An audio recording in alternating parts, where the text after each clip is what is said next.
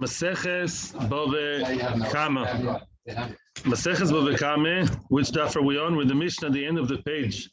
That is, where are we? We are on Mem Zayin Amud Aleph, right? Is that true?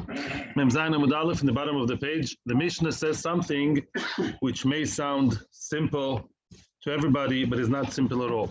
I'll give you a small introduction, which I was meramis to yesterday, but before the introduction, we'll just say the Ilu Nishmas, the Shiur Ilu Nishmas, Lovi Moir, Menachem Ben Akiva. So, Basmoishe, Lefuas Noch Lionel Ben Yulia Uriah, Lefuas Akiva Akohen Ben Boch Akohen, Besoch Shachol Yisrael, and Pnina Chaya Bas Yehuda Rochel Besoch Shachol Yisrael. Please find out the mother's name. When a person is sick, it's traditionally the mother's name is mentioned. Says the Mishnah, please. Oh, no, it's not his name. Ben Sora. Is it Ger? Yeah, I don't know, it's not his name. Is it like Ger? Is it Cohen? What am I talking about? Okay. Says the Mishnah should be well and healthy. That's the main thing, whatever it is. Says the Heilige Mishnah. Akodor, yes, that's true. Akodor shichnis k'deroisav l'chotzer ba'al habayis shelo b'rshus. A kedar, a potter from England. What did he do? He brought in his pots into the chotzer, into the courtyard, to the area, to the domain of balabais, of a person, shelo b'rshus, without permission. He just put it there. The balabais didn't know. There's no acknowledgement by the balabais. You can actually put your stuff over there. You can already start looking in the chart if you want. Yeah. And then what happened was shibra behemto shel balabais, the animal of the balabais. The balabais is the house owner, and he also has a pet. He has a dog. He has a cow. He has a sheep, whatever, a goat. And the animal broke the pots of the potter. And okay, v'shiva behemta shebalabais, then potu. The balabais is potu. That's the checker, the one on the top. Why is he exempt? Of course, because nobody told you to bring your pots into my domain.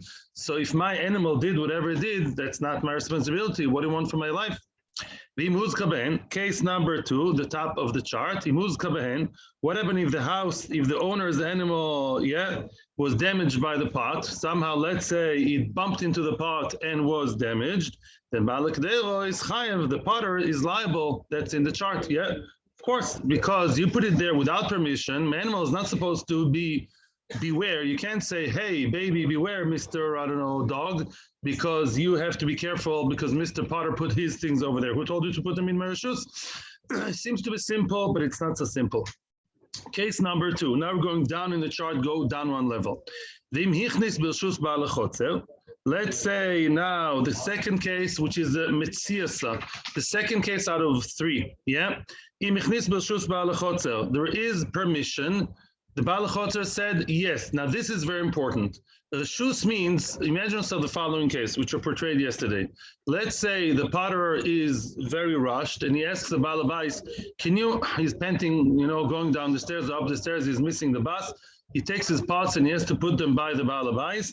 And he says, can I leave my pots over here? The Baal goes like, He's in the middle of, between the Til Sedam and the Moitzi. He says, or even he says the word yes, like, yeah, you can put them here. Yeah, that's fine. That's okay. Yeah, so he gave him like a very minimal, run-of-the-mill kind of permission to put it there. And then what happened? Then the animal broke the pot. Okay, then Chayev, who's Chayev? The owner of the animal is Chayev. That's that checker over here. Yeah, this one.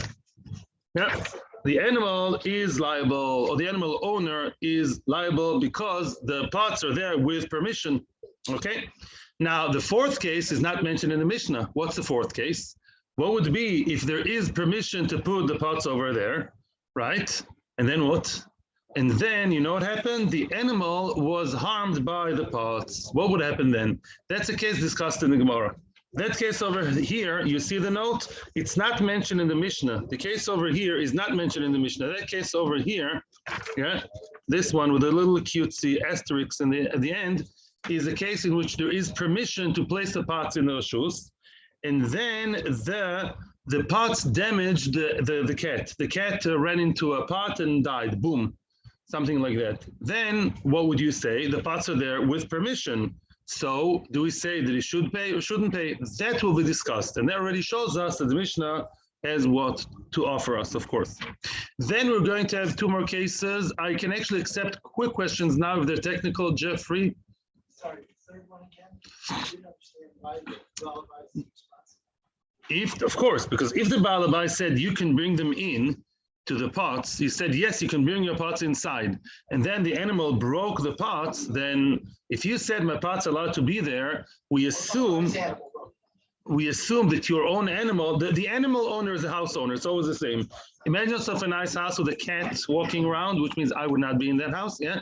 And there is a pots that were left there by the neighbor. That's all. That's simple. So if the cat broke the pot, and the pot is there with permission, when you said, yes, you can bring my pot, we understand, we assume permission means you should look after your cat, not to harm my pots, which are there with permission. What about if my pots hurt your cat, and it's with permission? We'll see. Let's see. Next case. Now, these are 2 out of 3 cases. I don't mean to say, well, I didn't exactly phrase it right.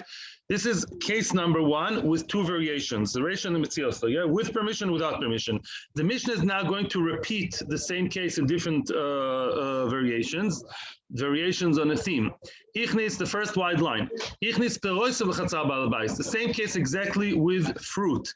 Ichnis peros l'chatzar ba'al habayis. The person placed fruit in the chotzer without Baal Habayis, sheloi b'rshus, without permission of Baal Habayis, v'achaltan be'emto shel Baal Habayis, the animal of Baal Habayis ate up the fruit, then Potu, the Baal Habayis says, what? You're complaining that my cow ate your nice corn that you left over here without permission? What do you mean? My cow ate it because it was just there. Nobody is hungry. It's an animal. Last time I checked, and therefore you left it without permission. Don't expect me to look after my cow, not to hurt your things. It'd be nice, Baal Midas, if he does look after his cow, not to eat the corn. But the corn is not there without permission. I didn't even notice my cow ate it. So what do you want? Now, what would be if the cow was damaged by the corn because it slipped on the corn? We're going to see that in the Gemara. Balapero is chayev. The owner of the fruit is chayev. Nobody asked you to put your corn in my mirpesek without permission. So my cat or my cow or my caterpillar or my camel, whichever one, they slipped on the corn or the bananas, and you should be chayev, should be paying. It's there without permission. Chutzpan.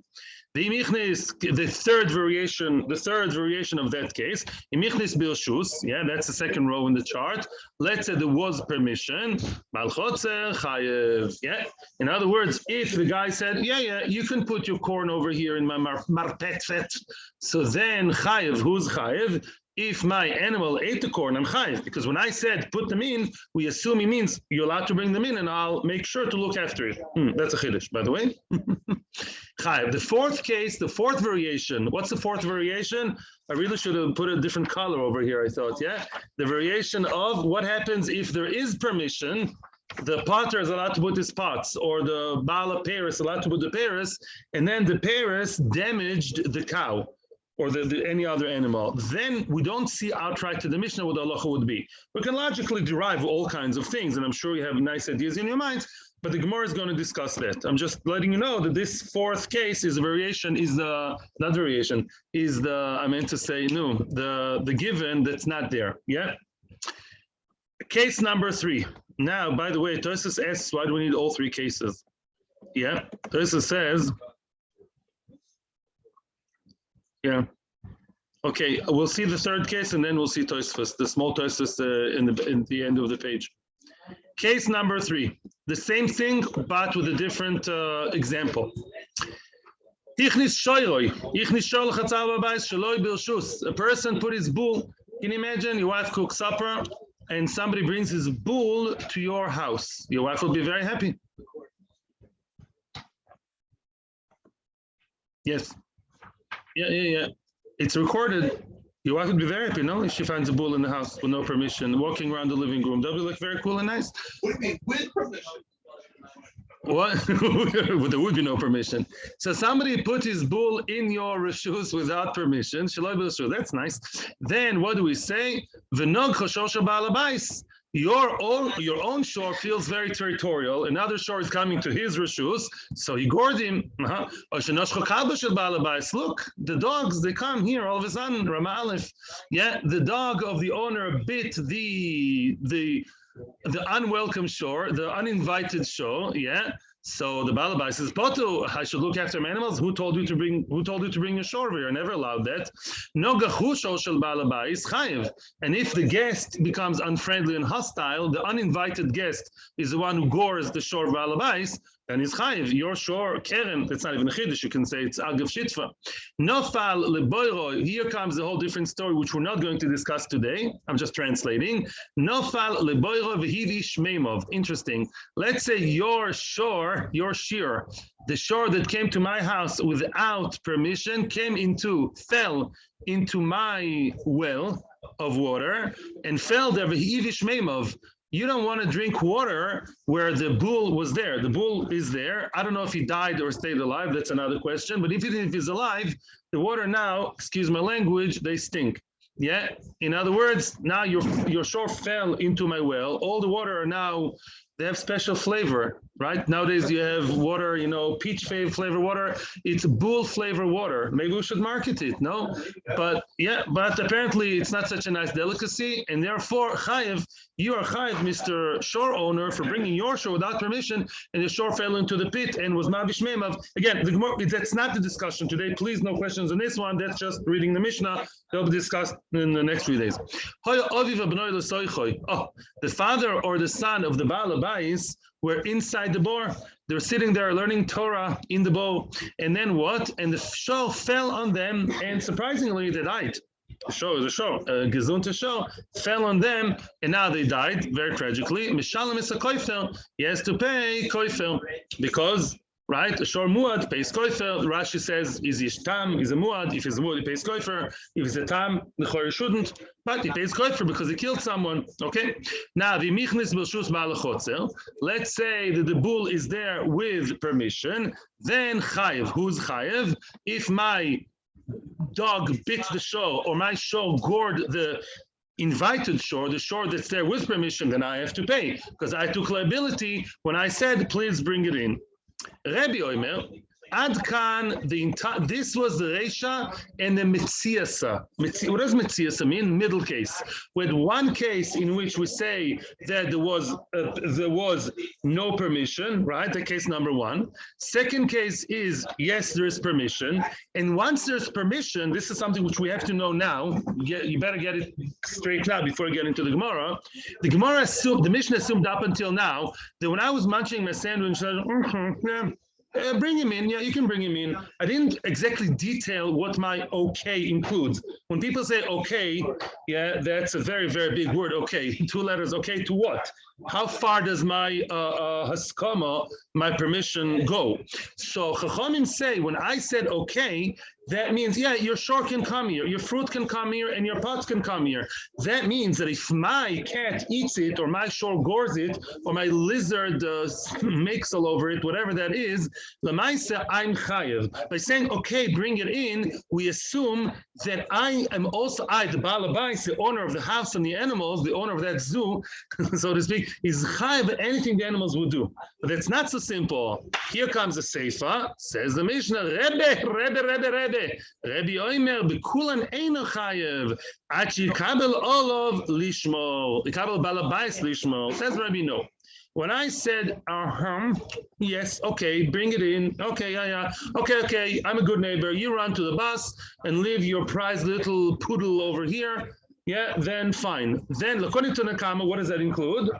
I'm supposed to also look after the poodle. It means I'm the babysitter, and my boxer, my Rottweiler is not going to bother your poodle. Rebbi says no. Rebbi says no. Rebbi says no. If you just said, okay, bring it in, it means I'm okay with your animal being here, and you're not a gazlan, you're not a thief by just locating something without permission. But it does not mean that I'm a babysitter or an animal sitter. Oh, I'm not a shomer according to Rebbi. Very good. Very well defined, Yosef. In other words, we are not, according to Rebbi, say, unless you kabel olav lishmor, unless you heard from my own heilig mouth, you heard the words, yes, and I will look after your puppy, little cutie. or pots or whatever. And if you did not hear that, do not expect me to look after my animal. And therefore, according to Rebbe, if my animal would do anything to your prized little puppy or your Paris or your pots or your computer, don't come to me. I said, yes. Yes means bring it in, but no liability or responsibility taken. That's Rebbe. Again, Tanna Kama says no.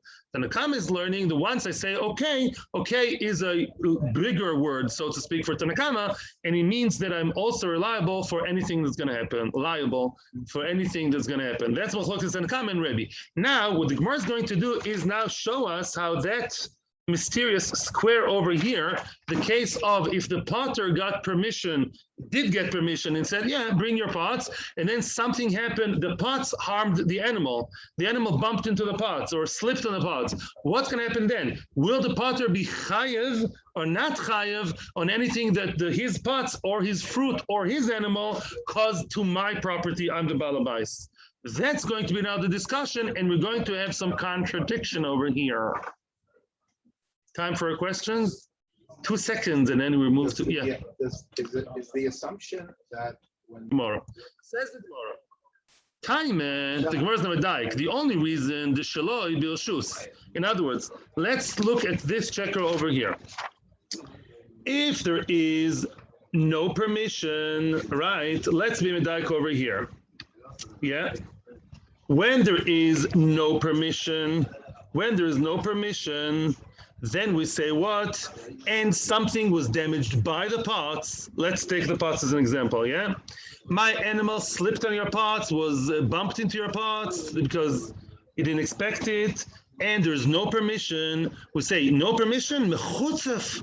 You put your pots without my permission? I didn't say, I did not. No, I went, when I was in the middle of Natilas Yadayim. And you still put your pots, you yachne mechutzef, and then my animal bumped into it, and we say, mister, you got to pay me for my cat's injury, right?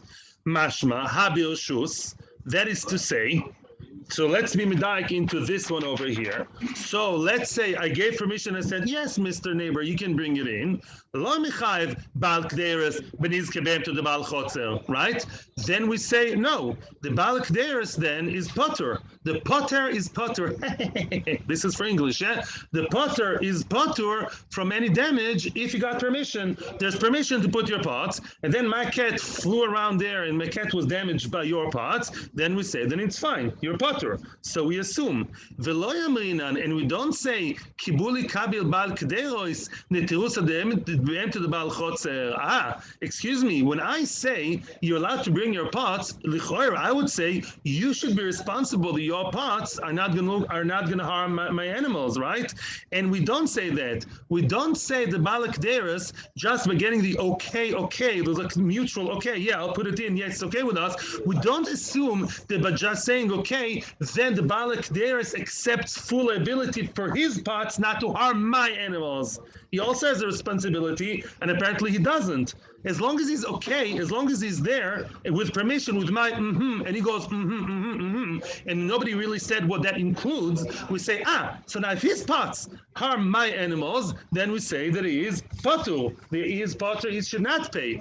That sounds like Humani Rebbe. That sounds like Rebbe from the Seifa. The Omar, what did Rebbe say? I told you at the very end of the Mishnah, Kol bistome, if like a stam haskoma. Like there's no really English word for stam. General, unexplained haskama, some kind of, very fuzzy haskama, then loy kabel netirusa. Sounds like the Shmira is not included. The Baal Hapatzi also said okay. He's also like okaying everything general without explaining what, how, where. Everything was rushed. And the Baal Kderos did not say I'm accepting responsibility, therefore he's not responsible. And you don't say just by saying okay, he is responsible. Sounds like the beginning of the Mishnah is already following the Metziasa, which is this, the second case, that's Metziasa, that's why I stressed it over here. The second row, the second level of cases follows Rebbe.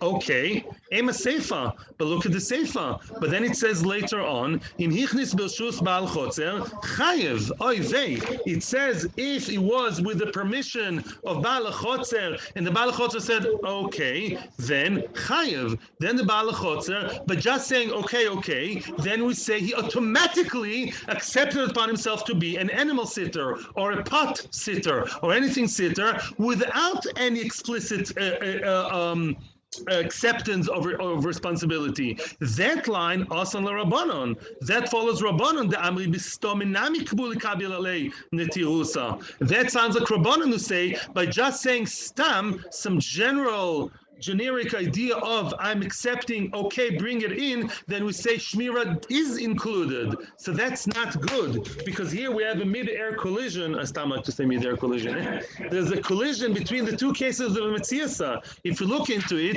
when it comes to Balabais, and the Balabais says, yes, bring it in, we say he means brings it in. Brings it in means what? Brings it in, and I'll take responsibility, at least like Shamachinam. Yeah, I'm not Hefkervelt over here. Yes, bring it in, and I'm okay. I'm a big boy. I can do it. I'll look after him. And therefore, if the pot was hurt by the animal, then we say he's responsible. But the other way around is Meduik not like that. When the potter brings his things, but the same okay, we say that the potter himself is what? Is potu. He's not chayev if anything is done by his pot or by his bananas that somebody slipped in it is not chayev. Boom. So our Mishnah right at the beginning or in the middle of the Mishnah, we see inconsistency in the Mishnah regarding one specific point. Does the Mishnah or doesn't the Mishnah believe in yes, okay, bring it in without clear acceptance of responsibility? Does it include the responsibility or doesn't it? There's a stira in between the diukim over here.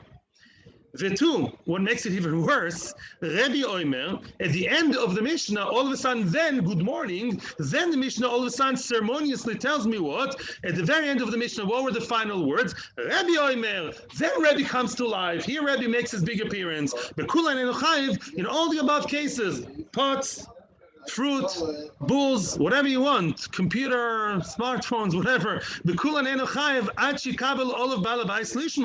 But Rebbe, what does Rebbe say? Only if Balabais accepted Shmira clearly and said, okay, bring it in and I will look after it, only then he has to look after it and responsible. That's Rebbe. So now we really messed up. Why? Reisha v'Sefer Rebbe comes out that the Reisha, the beginning of the Mishnah, was Mudir like Rebbe, as we proved, and the Seifa, the very end of the Mishnah, the very last line is also Rebbe. Umetzias Rabanan. But the middle case, who claimed otherwise, the middle case where the potter goes, when Balabai says, bring it in, okay, bring it in, didn't say anything else. Yeah, come in, bring it in. It includes Shmira, that's Rabbanon. So that's really, in not nice language, messed up Mishnah. It's nice in a sandwich, bread over here, 10 kilos of meat over here, like in America, right?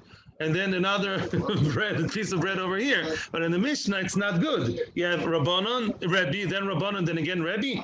Who does the Mishnah follow? The Mishnah seems to be inconsistent. That's a question of the Gemara. Regarding that one particular question, do we or don't we include full Shmira, but just saying, okay, bring it in? Amar Abzera, give me a second to answer, and then I'll be with you. Give the Gemara a second. Amar Abzera now is answering a simple answer. I think you guys should guess the answer because we have the same question many times and we always have two sets of answers. We always have the Amoroim that are not so excited or scared of a broken up Mishnah to say, okay, Amabzera Tavra, okay, it's a broken Mishnah, no problem, I can live with it. Misha Shonazu, Lo Shonazu, whoever learned this part did not, whoever taught this part did not teach this part. You can actually look at the Rashi Tavra. Rashi Dibur Maschil Tavra is the first Dibur after the narrow lines. When you go to Rashi's narrow lines, the first Dibur Maschil is called Tavra, and I'm reading it out loud together with you people. Koshe Adadi, yeah, it's difficult, the beginning and the end. Reisha v'Seifa the Tanna Kama. The beginning and the end is Tanakama, is Rebbe, in the middle is Tanakama. The one who taught this didn't teach that. The Tanohi aliba de Rabbanon. Interesting. It's a machlokas Tanoim how to explain Rabbanon. Malsava pligi Rabbanon, the Rebbe Malsava loy pligi. There's actually a machlokas how to learn Rabbanon. Did Rabbanon argue with Rebbe or didn't they? Interesting. In other words, do we say Rabbanon agree with Rebbe, didn't agree with Rebbe? That's the source of the the different ways of reading the Mishnah. Now, Rava Omar, back to the Gemara, Rava Omar. Rava gives us a simple logical answer. There's a difference between okay and okay. Very, very easy answer, says Rava. Kula Rabbanani. The entire Mishnah from beginning to end is purely Rabbanon, no Rebbe. What does Rabbanon mean? The what? That's saying okay, you can bring it in, means what according to Rabbanon? Full Shmira. When I say okay, bring it in, we translate this, bring it in. Smoch alai, actually. I will do a terrific job babysitting your pot sitting, yeah? I'll be good. Or fruit sitting, I'll be good with that. That's what we assume. We saw that the potter who brought his clean side, right? We say that he's potter. Why did he accept liability for the shmira that his pots would not harm the animals? Very easy answer. Says the Gemara, super easy answer. Baruch Hashem. Kul Rabbanani. That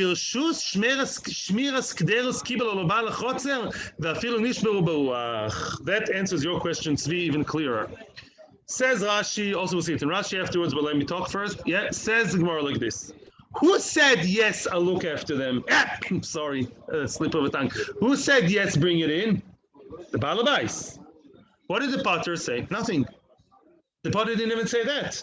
The potter brought them in and said, thank you so much, or it's so kind of you, or maybe didn't say anything. Depends, where this person grew up. Yeah.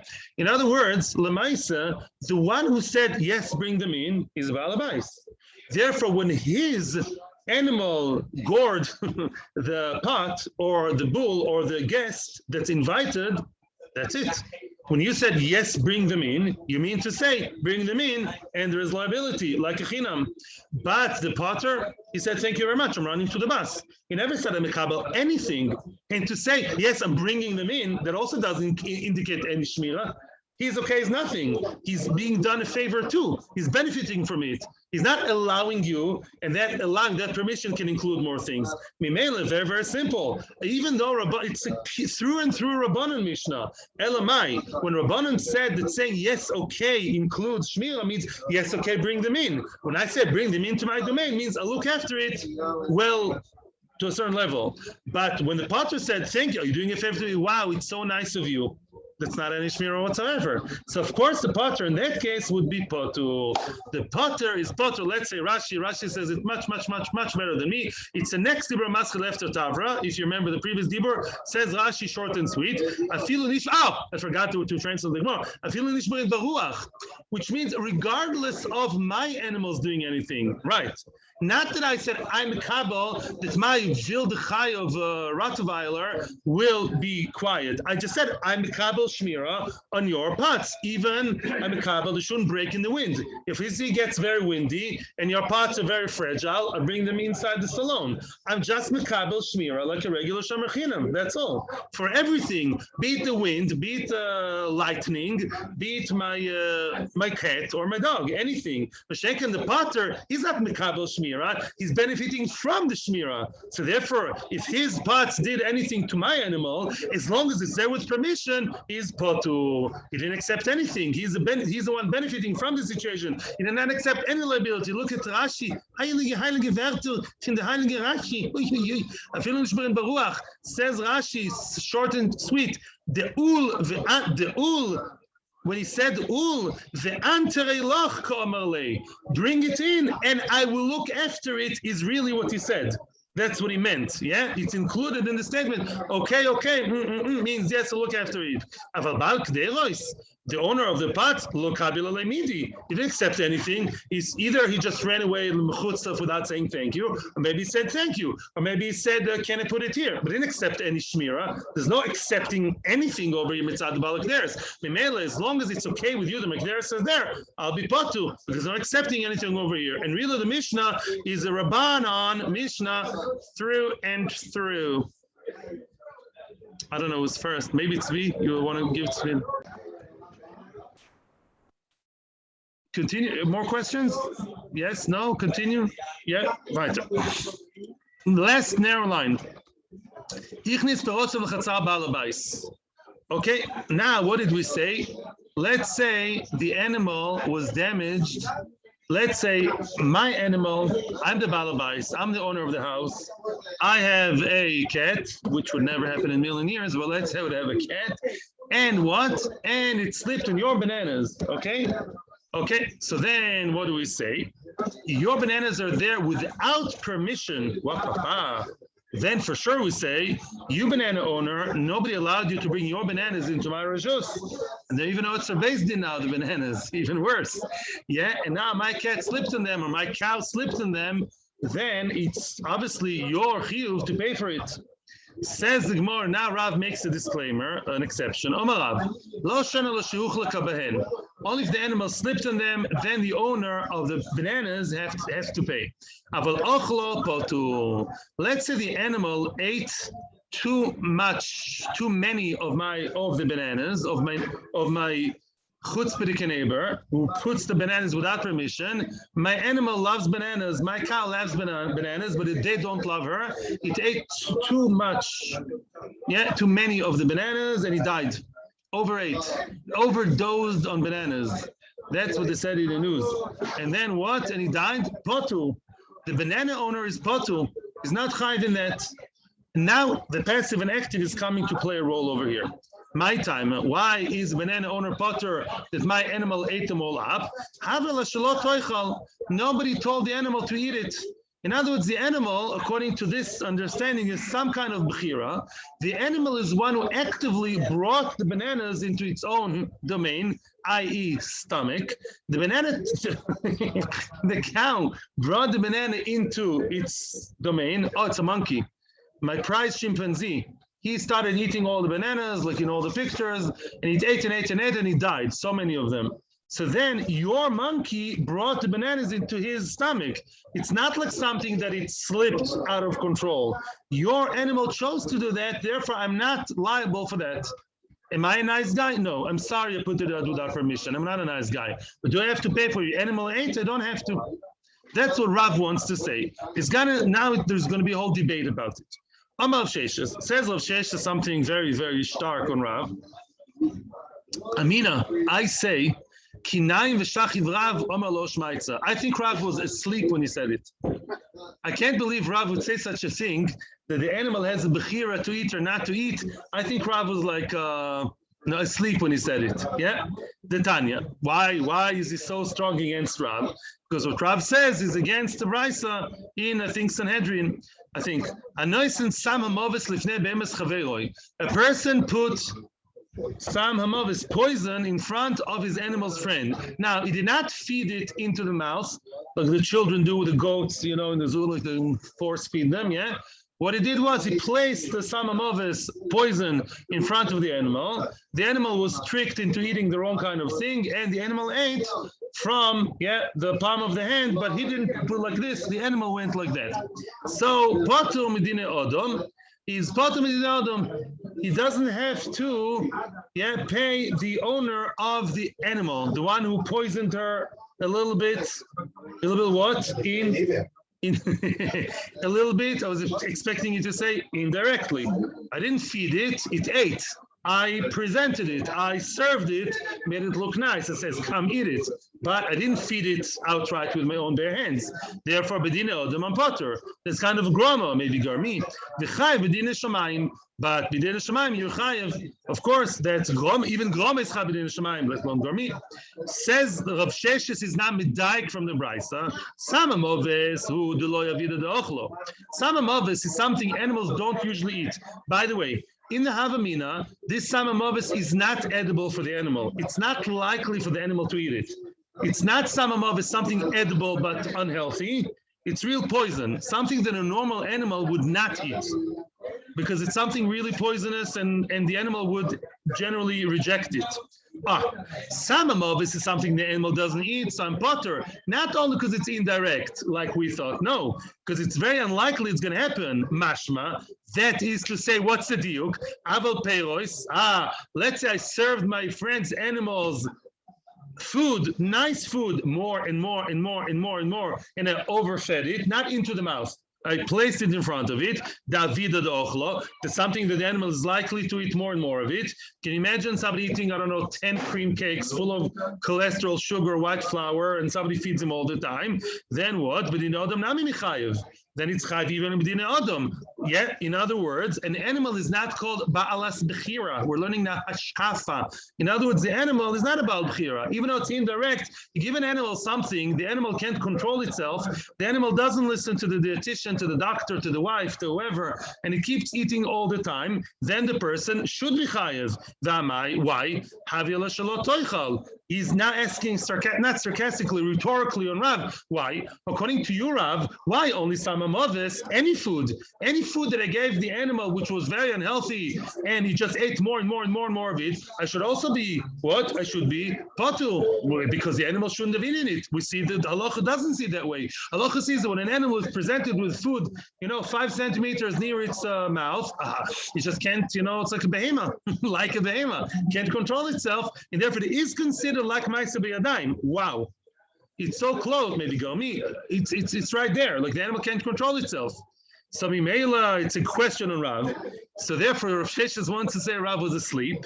And so the Gemara now comes to defend Rav. Don't worry. Rav's dignity will easily be returned. Amri. So they said in Bismillah, who adina Philipperis nami potom in dina odom? Says the Gemara, no. Your diuk, Rav Sheshes, was from what? From poison. He said, by poison, you're potter. By regular food, you're chayiv. Says the Gemara, no. Your diuk is from its roots. We're going to nip your diuk at the bud. You're assuming that it's only poison, you potter, but not peros, not regular fruit. Says the Gemara, no. Who adina Philipperis nami potom in dina odom? No, Rav is right. And if a person places something in front of the animal and the animal eats, it's still called gromo. I'm not saying an animal is balas bechira, it's not, but I didn't do it biyadayim. I placed it, and the animal, so to speak, by its own terms, is the one who took action, became active while I'm passive. The animal bent over and ate from that delicious food, too much of it. So why did the Mishnah over there, or the Vice and Sanhedrin, speak about poison? It's come to teach me that filasama mavis nami, the loya vida de achla, chai b'dinei shamayim, shtiki. Says no. The reason why the Mishnah spoke about poison and not about regular food is not because of your diuk, for a different reason. To tell me, even poison, which is very unlikely to the animal to eat, this is poison that smells like poison and feels like poison. Any normal animal, Hashem HaKadosh Baruch Hu gave themselves a sense of survival, of perseverance. Survival instinct, right? Exactly, instinct hisardut, a survival instinct, and therefore the animal normally wouldn't eat it. So maybe I would say, I was playing a game, I'm a scientist, I'm a zoologist, and this, I didn't imagine that an animal would eat such a thing. So maybe it's even part of b'dinei shamayim. Maybe after 120, he'll stand by the shar shamayim and he'll say, no, mapitom, even b'dinei shamayim. I didn't imagine the animal would eat it.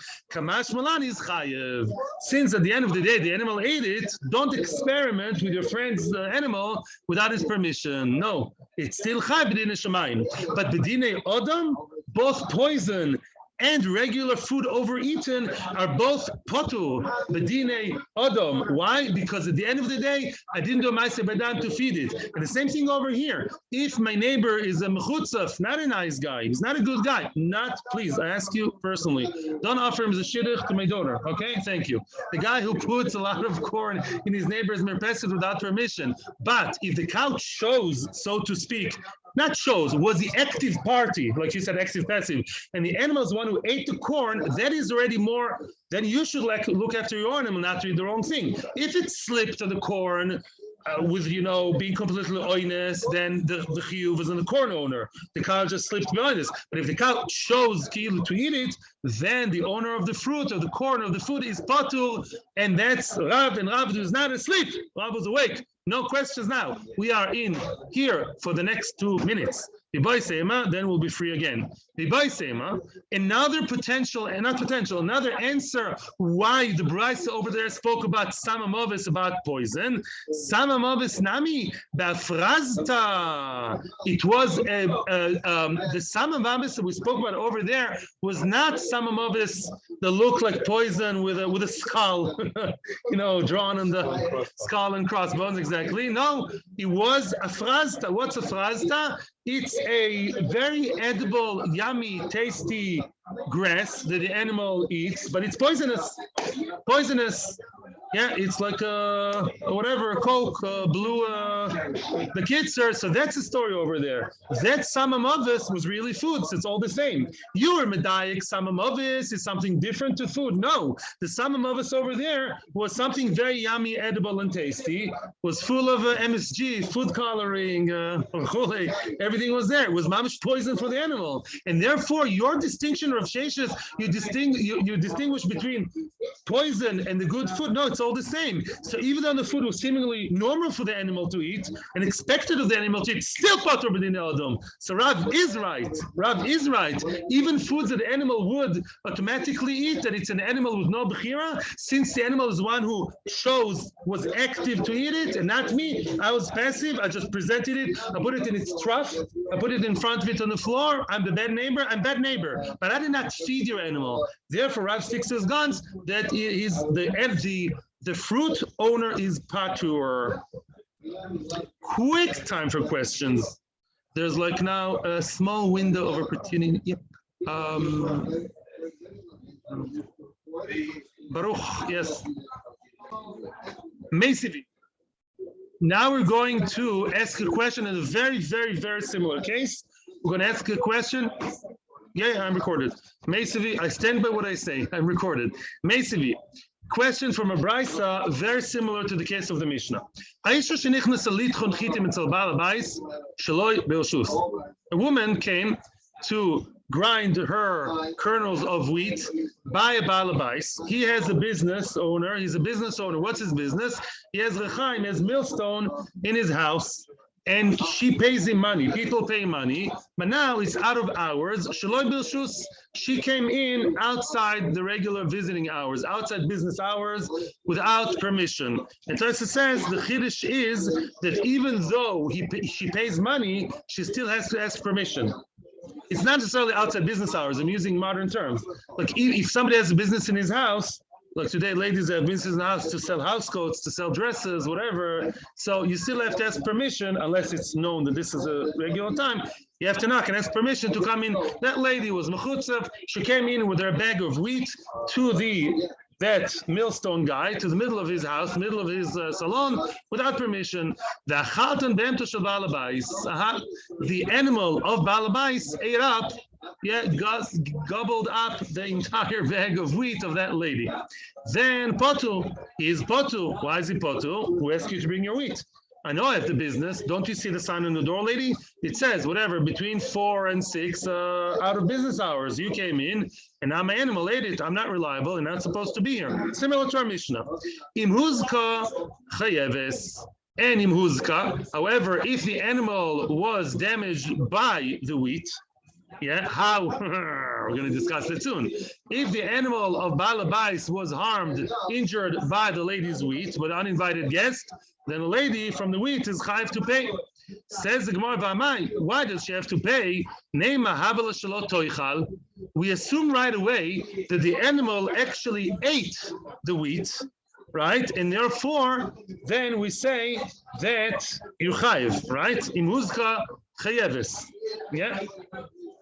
It ate them up, and then something happened. Chayeves, right? But what do we say? Why? Why don't we say you shouldn't have eaten? Why are you telling me that I'm chayev? I'm the wheat owner now. I'm the lady. I'm the wheat owner. You're saying, why did you leave your wheat? My animal ate your wheat, and now my animal died from overeating your wheat. You're chayev. Why? Why can't the lady say, who told your animal to eat from my wheat? Your animal was the active party. The same thing we say in our Mishnah. Well, there's a very easy answer. In fact, Amri, what? Why asking a question? We've been through that already. What's the easy answer? We're talking about slipping, right? Umi adifa, fraging more. Umi adifa mimasnisin. The ukimna shehuchlaka bahen. Why don't you? Why is that better than the Mishnah? The Mishnah used exactly the same words. There was nezek, and we explained what kind of nezek caused by the uninvited fruit to the local animal. What kind of animal of nezek is chayev? When it slipped. Slipped is beyond the bechira of the animal. The animal walked like it's used to walk this time of day in the dining room, and all of a sudden the sweet came from nowhere and it slipped on it and died or injured. Then of course you chayev. But when it ate, the Rav would still stick to his guns. If an animal chose kilu to bend down and eat, that's not the problem of the Baal Chitim. So now, why are you asking the question? The question and answer has been discussed already in the Mishnah. Why do you make a rerun on the Brisa? And the Gemara asks the question of the Karila, my Karila. That's a famous question of the Gemara. When you originally asked the question, what did you think? What did you think when you asked the question? We already know the answer. So why did you ask and answer something that's already it's already ground flour, as we say in the Gemara. It's been rehashed already. Answers the Gemara, and we'll stop here today. Amri, Amalach, who said it's not the same. Bishlam Amasnisin Ktani, Im Huzka Bahen, Sheuchlaka Bahen Hu. Yeah, it says Huzka Bahen. It was harmed through them. Bahem sounds like a real accident. He was nizak bahem. He was harmed through the actual food. Avalachi ktani im huzka v'lo ktani bahen. Here it said he was harmed, not directly, boom, in them. So I would say achila u'dektani. That's what I would have thought. Maybe it means achila. Yeah. When it says it was harmed through them or by them, I imagine in my mind, boom. Here's a fruit and shrach in them. Literally in them, boom, stuck. Mashenk and huzka is more general. I would think maybe means achila. The other one says no, there's no difference. There's no difference, meaning Rav Sheshes. Rav Sheshes would say no difference. Rav Sheshes would say whether the animal ate or the animal slipped, it's always the responsibility of the Baal Perois, because he doesn't believe that the animal is bechira or the animal is active. He says no, it's all the same. That's Rav Sheshes who said Rav was sleeping. Thank you very much. Shiur's over, and I can hear he does. Rav Sheshes holds with the diuk of samamoves versus real food, right? Not like all the answers we said before to re-explain the diuk. Thank you very much. Almost finished. Amud. Thank you. Tizku le mitzvahs.